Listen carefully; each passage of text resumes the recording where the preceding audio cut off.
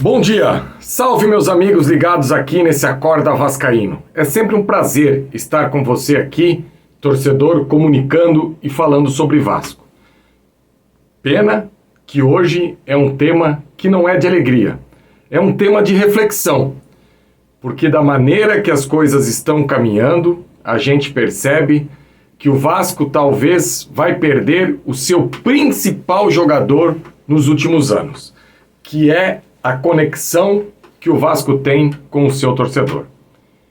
E antes de eu começar aqui a trazer para você o meu ponto de vista, eu vou pedir algo muito tranquilo. Deixe seu like, compartilhe nas suas redes sociais, deixe seu ponto de vista aí embaixo nos comentários, eu sempre leio absolutamente todos e faço questão de aprender muito com você, torcedor vascaíno. Onde é que eu quero chegar com a reflexão, torcedor? Olha só. Desde a última quarta-feira, depois do jogo contra o Fluminense, a gente percebe que o torcedor do Vasco está literalmente de saco cheio. E isso, você pode pegar e falar assim, mas Jean, isso depois de cada derrota é assim mesmo. E depois de cada vitória, o time é o melhor do mundo. Isso é ser torcedor. Só que eu percebo depoimentos cada vez mais fortes vindo do torcedor vascaíno. Aquele que é sócio quer deixar de ser sócio, aquele que acompanha todo dia quer deixar de acompanhar, aquele que compra produto oficial diz que não vai comprar mais nada, aquele que frequenta São Januário e os estádios pelo Brasil diz que não vai mais frequentar. Enfim, talvez no calor da emoção o torcedor faça isso mesmo. Como provavelmente eu, quando ainda não trabalhava como analista, era apenas torcedor, devo em algum momento ter falado, eu vou tentar acompanhar menos, eu vou tentar tá não tão próximo para não sofrer tanto. Só que a gente sabe e entende que o torcedor é passional. Só que até a paixão é algo que pode aos poucos ir apagando. E tem um personagem envolvido nessa história que, inclusive, eu comentei no pós-jogo contra o Fluminense, que eu tenho muito medo que a sua idolatria com o torcedor vascaíno comece a ser abalada muito rapidamente. E esse personagem é o presidente Pedrinho. Porque assim, se o Roberto Dinamite, que foi uma verdadeira lenda com a camisa do Vasco, perdeu um pouco da sua idolatria depois que passou pela presidência, e perdeu sim. Não adianta falar que o sentimento que o torcedor tinha por ele era o mesmo.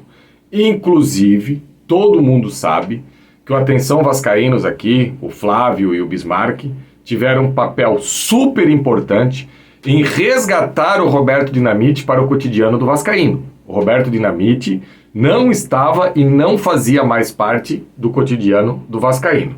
Isso é notório e é algo que eu tenho muito orgulho que o canal que eu trabalho conseguiu fazer.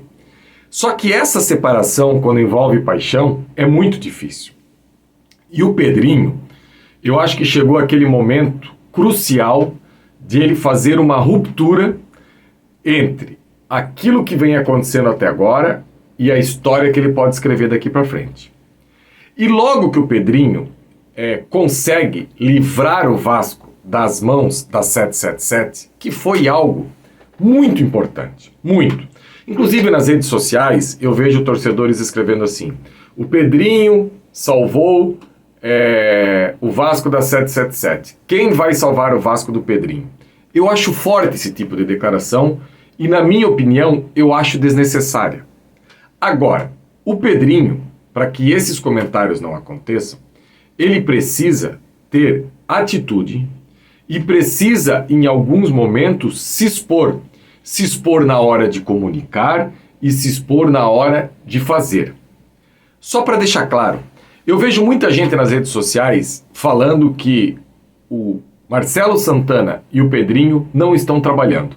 E daí o alvo é muito o Marcelo Santana. Claro, porque se eu tenho o personagem do Pedrinho como presidente e tenho o Marcelo Santana, esse alvo vai para o Marcelo Santana. E não vejo que esteja errado não, porque ele é o diretor executivo que teve a oportunidade na última quarta-feira de entrar na coletiva do Carille e conversar com o torcedor vascaíno. E eu não estou falando isso porque lá só tinha 2 veículos de comunicação na hora da coletiva, que era o Atenção Vascaínos e o podcast Cruz Maltino. Não tinha mais ninguém. Independente se tivessem 2, 10, 5, eu acho que a partir da hora que o Sérgio Kindi fez a pergunta sobre reforços, o Marcelo Santana poderia ter pedido para o Carille terminar as respostas técnicas e táticas e ele falar sobre isso. Porque está se tornando até um constrangimento para o Carille responder sobre isso. E eu acredito que o Pedrinho tem o diagnóstico que talvez, em alguns momentos, ele vai precisar atropelar o Marcelo Santana. E dentro de um profissionalismo de uma empresa, eu sei que cada um tem a sua função dentro daquilo que é pré-definido. Talvez, no momento de contratação, o Pedrinho não quer ultrapassar o Marcelo Santana. Mas eu percebo que o Pedrinho vai precisar entrar junto nessa briga, nessa disputa, porque senão vai acabar respingando nele também, e não só no Marcelo Santana. E o Vasco, dentro de campo, daquilo que a gente observou na última quarta-feira, é algo que eu bato muito nessa tecla. Eu sempre não consigo apontar o percentual que o Vasco perde fisicamente para os adversários. Porque eu vejo 2 coisas. Característica de jogadores, um diagnóstico feito pelo Rafael Paiva. O Vasco não tem no seu elenco a maioria dos seus jogadores de imposição física, de velocidade, de chegada, de força, de resistência. Muito pelo contrário. Na equipe titular a gente tem 3 ou 4 com muita boa vontade. O restante são jogadores mais técnicos que não conseguem aliar a força e a técnica. E eu não consigo entender o quanto isso está associado à preparação física do Vasco. Porque eu não sou um profissional da área. Eu não fiz educação física. Eu não sou um fisiologista. Agora, o campo me mostra que o Vasco é atropelado pelos adversários há meses. Não é só agora na mão do Carille. Isso vem desde Ramon Dias, isso vem desde antes de Ramon Dias. O Vasco é atropelado pelo adversário. A impressão que eu tenho às vezes é que quando o adversário diz assim, vamos lá fazer um gol no Vasco, vamos dar uma apertada no Vasco lá em cima, o adversário faz isso e consegue atropelar. E daí tem um terceiro ponto que eu queria trazer aqui para você, torcedor, que por isso que eu coloquei no título hoje na capa, o diagnóstico você já tem.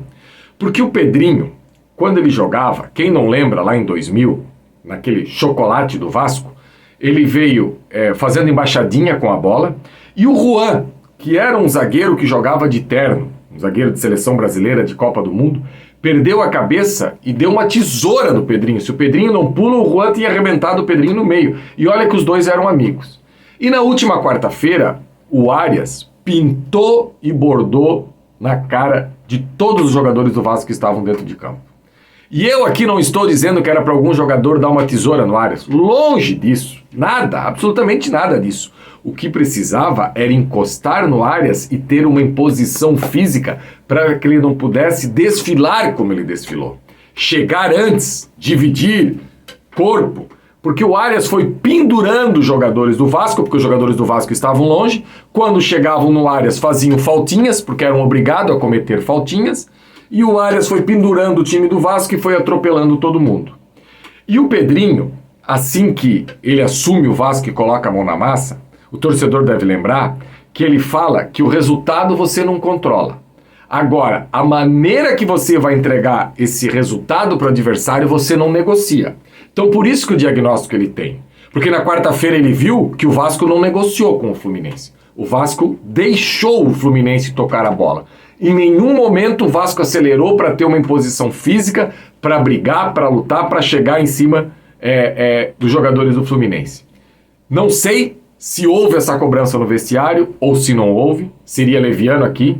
E também entendo que é uma cobrança que não deve vazar para a imprensa, não deve vazar para o torcedor, tem que ser algo interno, porque senão o jogador pode se sentir, em certo ponto, hoje a gente sabe como é que funciona, mas que a cobrança precisava ter, e precisa, eu não tenho dúvida.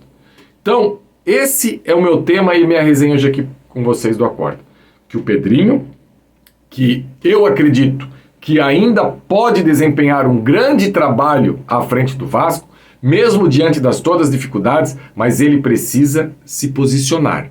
Ele precisa encostar no Marcelo Santana, em alguns momentos ultrapassar o Marcelo Santana, em alguns momentos comunicar mais, em alguns momentos cobrar mais. Porque se ele demonstrar isso, o torcedor vem com ele.